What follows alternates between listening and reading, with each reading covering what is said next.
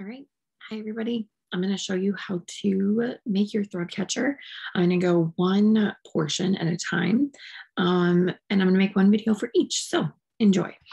The first step is to make the straps for your bag.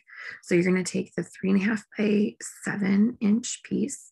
And the first thing you're going to do, number one, make sure it's nicely pressed before you start working. You will continue pressing it, but make sure it's nice when you start. It's going to be kind of the key to keeping your projects looking good as you move through them. So what you're going to do is you're going to take your piece and you're going to fold it hot dog style. So you're going to fold the long sides together, and you can use your fingers and like finger press this crease or this fold. And then I'm going to take 3 pins. I think that's a good number for the length that we have. So I'm going to put one on this end. I'm going to go one in the middle. And then I'm going to put one on the other end. And you'll notice that I am pinning them. Oh, I want to straighten that one out. Perpendicular to the line that I'm going to sew, because I'm going to be sewing the open end, not the folded edge, but I'm going to be sewing the open end with the edge of the presser foot at the edge of my fabric, which is going to create a 1/4 of an inch seam. Okay, so I have 3 pins perpendicular to where I'm going to sew.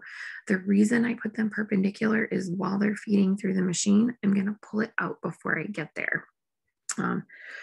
By not doing that, you run the risk of sewing over a pin and having it break. And obviously that could be bad if it goes into your eye or anything like that. So you just always want to be nice and careful when you're sewing with pins.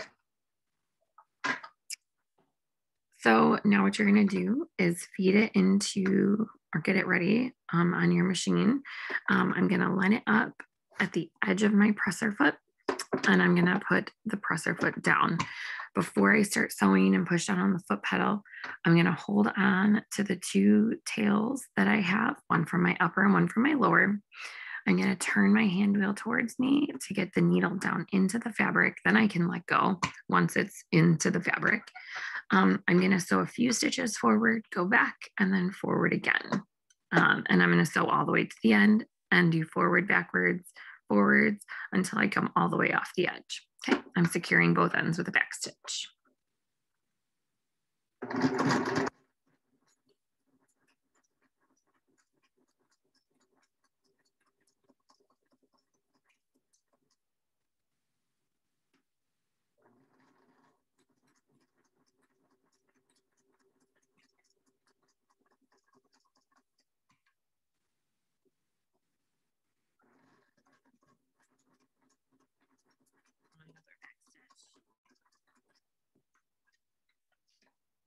Threads. All right, so now I have my tube all sewn. You can see that there's back stitching at both ends. I always do, before I move on, like to take my scissors and cut my threads so that I don't have tails. And now I have a tube that is right sides of the fabric together, wrong sides are facing out. I forgot to say that at the beginning.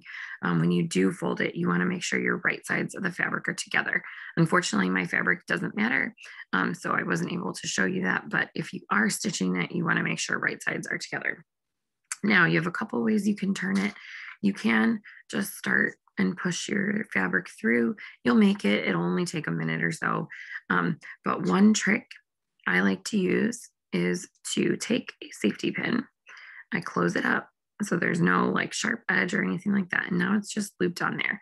Now what I'm going to do is take my safety pin and feed it through this short tube that I've created. And now I'm going to pull the fabric around what I've fed through. So you'll see it takes a little bit of wiggling.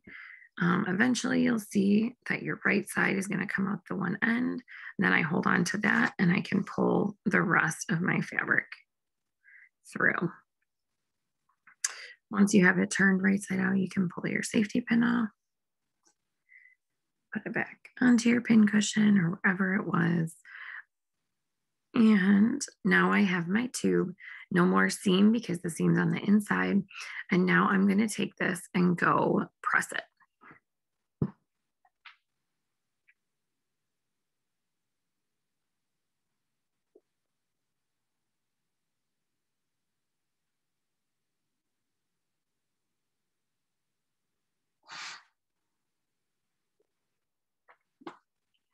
So what the goal of pressing is to just make it lay nice and flat.